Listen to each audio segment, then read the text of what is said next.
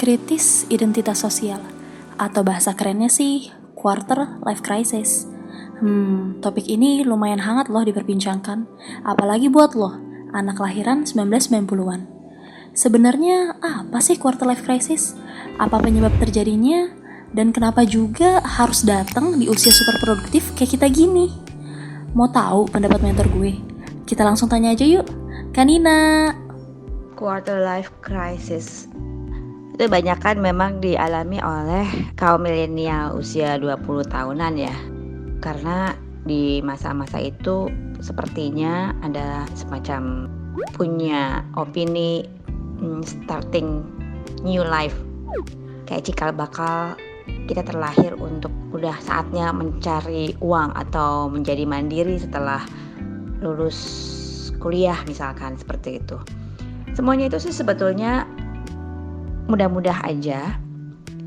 Yang namanya krisis, yang namanya kecemasan, anxiety, ketakutan atau keraguan pada diri sendiri atau apapun deh gitu ya, itu semuanya ada di dalam benak kita. Sebetulnya dari dulu tuh kita terlahir tuh udah terdoktrin bahwa setelah kita lahir kita menjalani masa kecil dengan bahagia. Setelah itu kita masuki sekolah kita mengadakan sosialisasi dengan teman-teman kecil sehingga dewasa ya.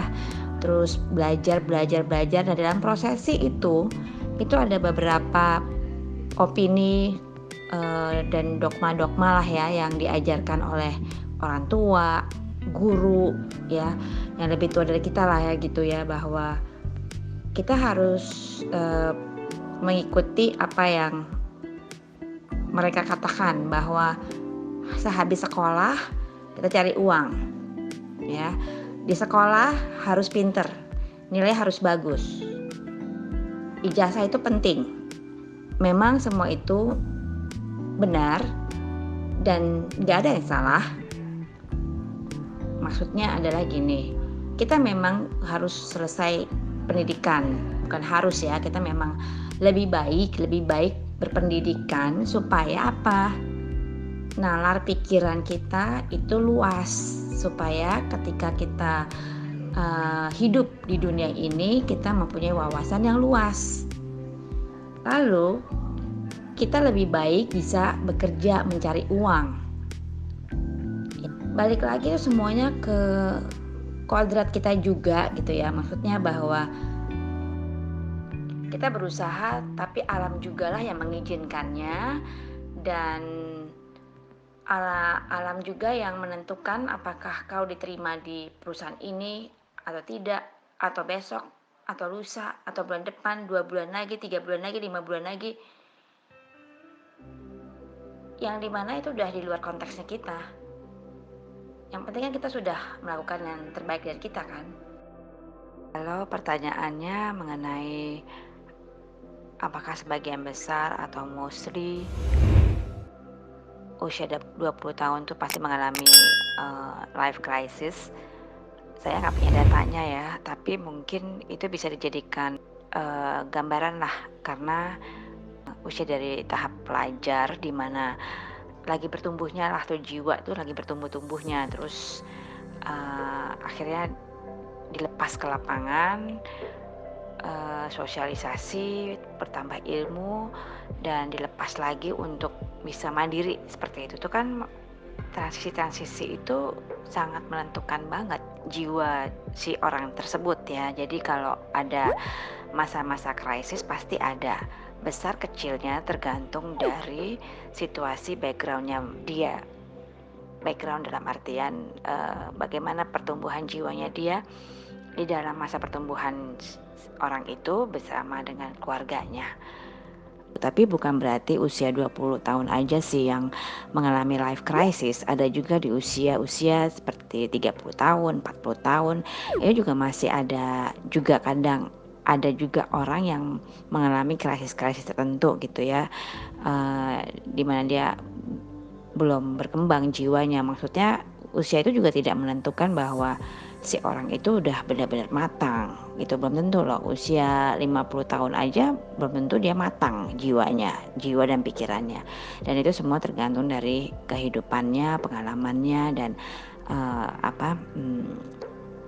pelajaran-pelajaran hidupnya, pelajaran-pelajaran yang dia terima secara otodidak atau apapun juga di lingkungannya dia lah ya gitu. Jadi itu berpengaruh besar terhadap si perkembangan jiwa orang tersebut gitu.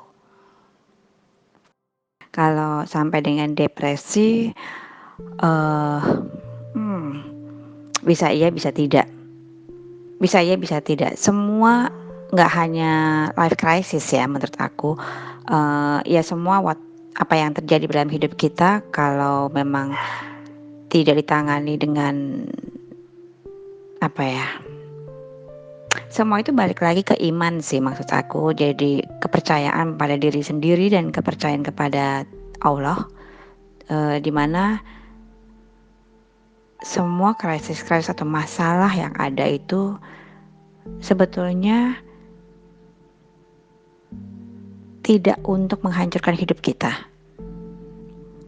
Sebetulnya itu hanya sebagai batu loncatan supaya pertumbuhan jiwa kita tuh berkembang. Kalau memang dia tidak didukung dengan keadaan diri dia dan keadaan keluarganya, ya kita ambil case worst yang paling buruk sekalipun ya, gimana sih terjadinya orang depresi gitu ya misalnya ya. Orang depresi itu basicnya adalah karena dia tidak mempunyai rasa percaya diri ya yang kuat, tidak didukung dengan lingkungan yang ada, dan daya tangkapnya dia sempit sehingga semua yang terjadi pada diri dia itu ditanggapinya dengan negatif. Bisa terjadi karena background dia masa kecilnya. Nah, itu juga sangat berpengaruh banget. Ya, boleh dibilang gimana sih bibitnya waktu dia masih kecil, apakah dia terlalu dimanja, misalkan ya, dia terlalu dimanja, semua kebutuhannya dipenuhi, dan seketika dia menemukan sesuatu yang tidak bisa dia dapatkan di saat itu, dia merasa dunia itu gelap, runtuh, dan kecewa besar. Nah, orang yang tidak bisa menanggapi rasa kecewanya itu akan menambah rasa depresi dia. Tapi saya nggak mau mengatakan bahwa sama dengan depresi. Itu bisa terjadi, tapi pasti ada faktor-faktor lainnya. Maksudnya seperti itu, tidak hanya melulu life crisis. Depresi itu banyak faktor lainnya dan banyak faktor dari diri kita sendiri. Bagaimana kita melihat cara pandang kita dalam menangani masalah, dalam menangani hidup, dan bagaimana kepercayaan kita pada diri kita sendiri dan kepercayaan diri kita pada Tuhan Allah itu gimana. Jadi kekuatan dalam diri kita itu seperti apa gitu kan. Nah, untuk meningkatkan rasa percaya diri kita, meningkatkan rasa percaya diri kita kepada Tuhan itu gimana caranya, kan pasti tahu dong. Tidak melulu juga dari teks di agama, tapi bagaimana cara orang itu menanggapi kehidupan itu sendiri. Jadi banyak banget hal-hal yang harus dipelajari dan masuk ke dalam orang tersebut. Jadi kalau saya bilang akhirannya bisa depresi, saya nggak mau mengatakan itu bisa sama dengan akhirnya bisa depresi. Enggak, saya nggak mau bilang gitu. Satu titik lagi, satu pedoman lagi, jangan menganggap bahwa life crisis ini adalah the end of the world, the end of your life. No, life crisis itu adalah seperti orang baru mau belajar berenang, ya. Kadang kan suka ada minum air gitu ya, kelep dikit lah gitu ya, terus ngambang lagi. Nah kayak seperti itu, akhirnya dia bisa berenang seperti itu.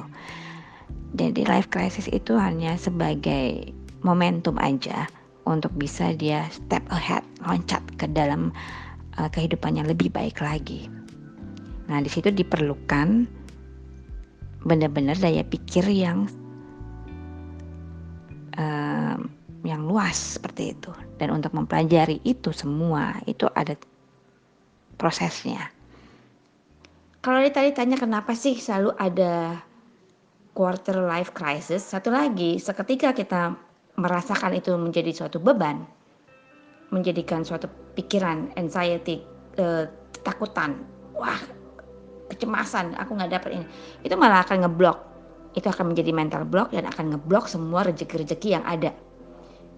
Tapi kalau kita lakukan apa yang udah kita harus lakukan, lepasin. Itu udah bukan porsinya kita lagi. Apakah itu diterima apa tidaknya, itu udah bukan porsinya kita lagi. Yang penting kita di awal sudah melakukannya. Kita berusaha, kita belajar, kita berbuat sebaik-baiknya. Terus yang menilai kita orang baik apa tidak, siapa? Bukan diri kita. Tuhanlah yang menilai. Allah. Bukan juga manusia-manusia lain, bukan. Mereka tidak berhak untuk mengejudge kita. Demikian pula kita sebaliknya tidak berhak untuk mengejudge orang. Jadi apapun intinya adalah kita sudah melakukan yang terbaik dari diri kita, lepasin. Percayakan bahwa itu pasti nanti ada hasilnya. Itu aja. Sebetulnya tipsnya itu aja sih. Mau bagaimana mengatasinya, mau bagaimana caranya supaya kita bisa tenang, bisa belajar, berlatih melakukan hal itu. Nah itu ada tipsnya berikutnya sih gitu.